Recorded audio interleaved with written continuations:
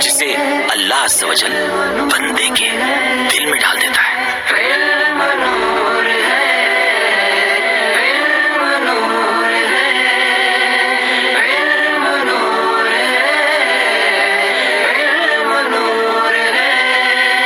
चलो चलो समेट लो, बरस रहा है देख लो।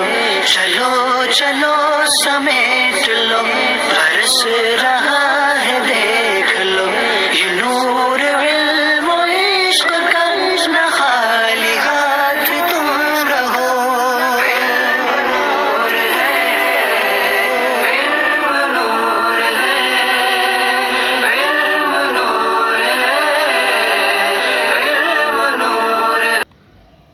बिस्मिल्लाहिर्रहमानिर्रहीम। अस्सलातु वस्सलामु अलैका या रसूलल्लाह, अस्सलातु वस्सलामु अलैका या नबी अल्लाह, अस्सलातु वस्सलामु अलैका या हबीब अल्लाह व अला आलिका व अस्हाबिका या नूर अल्लाह सल्लल्लाहु अलैहि वसल्लम।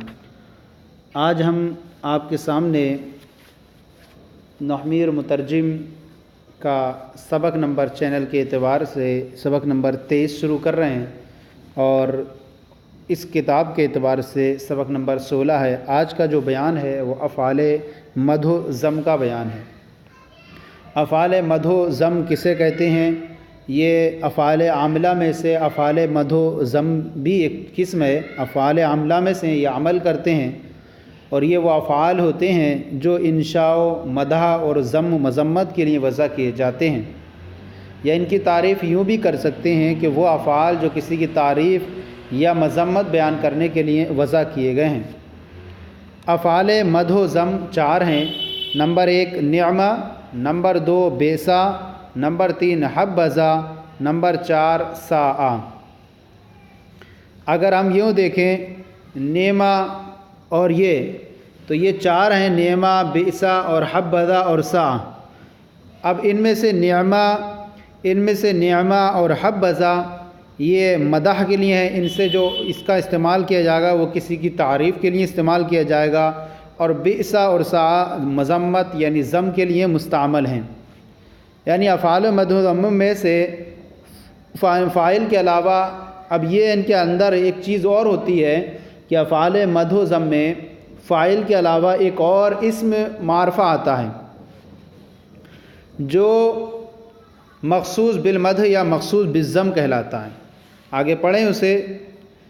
तो निअमा व हब्बज़ा मदह के लिए और बेसा और सा ज़म के लिए होते हैं। इन अफ़आल के फ़ाइल के बाद आने वाले इस्म को मखसूस बिलमदह या मखसूस बिज़्ज़म कहेंगे। अब यानी फ़ेल मज़म्मत के बाद आएगा तो उसको मखसूस बिज़्ज़म कहा जाएगा, और फ़ेल मदह के बाद आएगा तो उसको फ़ेल मखसूस बिलमदह कहेंगे। अब दूसरी बात यहाँ पर याद रख लें कि जैसे कि मिसाल के तौर पर हम कहें निअमर रजुलु ज़ैदुन, ज़ैद क्या ही अच्छा आदमी है। इसी तरह कहें बेसर रजुलु खालिदुन, खालिद क्या ही बुरा आदमी है। इन दोनों मिसालों में निअमर रजुलु और निअमर मिसालों में अर्रजुलु जो है, और इसी तरह बेसर रजुलु में रजुलु ये फ़ाइल हैं। पहली मिसाल में ज़ैद मखसूस बिलमदा है और दूसरी मिसाल में बेसर रजुल खालिदुन में खालिदुन मखसूस बिज़्ज़म है। अब फरमाते हैं अफ़ाले मदह ज़म के फ़ाइल के लिए शर्त ये है कि वो या तो मुअर्रब बिल्लाम हो। अफ़ाले मदह ज़म के फ़ाइल के लिए शर्त ये है कि या तो मुअर्रब बिल्लाम हो, जैसे निअमर रजुलु ज़ैदुन। यहाँ पर देखें कि अर्रजुलु निअमा का फ़ाइल है और ये जो है ये मुअर्रब बिल्लाम है, और ये ज़ैद इसका जो है मखसूस बिलमद है। या मुअर्रब बिल्लाम की तरफ मुज़ाफ़ हो, या मुअर्रब बिल्लाम की तरफ मुज़ाफ़ हो, जैसे निअमा साहिबुल कौमी ज़ैदुन। यहाँ साहिब जो है ये मुज़ाफ़ है मुअर्रब बिल्लाम अलकौम की तरफ, तो इसके जो है फ़ाइल की के लिए एक शर्त ये हो गई कि मुअर्रब बिल्लाम हो जैसे निअमर रजुलु, या मुअर्रब बिल्लाम की तरफ मुज़ाफ़ हो जैसे निअमा साहिबुल कौमी ज़ैदुन। तो यहाँ पर अलकौम की तरफ मुज़ाफ़ है साहिब। तीसरी या फ़ाइल ऐसी ज़मीर मुस्ततर हो, या फ़ाइल ऐसी ज़मीर पोशीदा हो जिसकी तमीज़ नकरे मनसूबा से लाई जाए। یا فاعل ایسی ضمیر مستتر ہو جس کی تمیز نکرہ منصوبہ سے لائی گئی ہو، جیسے نعم رجلاً، نعم رجلاً زیدن، اس میں جو ہے نعمہ کا فاعل جو ہے وہ ہوا ضمیر ہے جو نعمہ کے اندر پوشیدہ ہے، اور وہ ممیز بنے گی، اور رجلاً تمیز اور ممیز تمیز سے مل کر پھر نعمہ کا فاعل ہے، اور رجلاً اسی لیے اس کی تمیز ہونے کی وجہ سے منصوب ہے، کیونکہ تمیز منصوب ہوتی ہے کیونکہ ہوا ضمیر مبہم ہے، اور زیدن یہ اس کا جو ہے وہ مخصوص بالمد ہے۔ اور یہ ہوا ضمیر اس کے اندر جو ہوگی مبہم ہے، تو رجلاً اس کی تمیز ہے جو اس کی وضاحت کر رہا ہے، نعمہ کیا ہی اچھا وہ یعنی رجل، اور یہ زید اس کا مخصوص بالمد ہے۔ یہاں پر آپ نے یہ دیکھا کہ معرب باللام کی طرح مضاف ہو یا معرب باللام ہو، 30 صورتیں ہوتی ہیں، یا اس کا فاعل ضمیر مستتر ہوگی جس کی تمیز نکرہ منصوبہ سے لائی جاتی ہے۔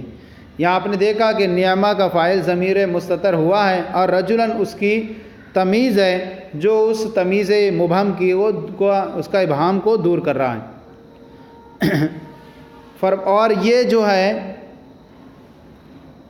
فرماتے ہیں حبذا زیدن میں حبا، اب فرماتے ہیں حبذا زیدن میں حبا فعل مدح ہے، اور زا اس کا فاعل ہے، اور زیدن مخصوص بالمدح ہے، تو حبذا میں حبا صرف فعل مدح ہے، اور زا یہ اس کا فاعل بنے گا، اور زید مخصوص بالمدح۔ اسی طرح بیسر رجل و سار رجل زیدن میں، یعنی بیسر رجل میں چونکہ یہاں پر بھی یہی قاعدہ ہے کہ یا تو اس کا فاعل معرب باللام ہو، جیسے آپ دیکھ رہے ہیں الرجل بیسا کا یہ فاعل ہے، اور زیدن اس کا مخصوص بالضم ہے، فعل ضم کا مخصوص بالضم بنے گا، اور فعل مد کا مخصوص بالمد ہوگا۔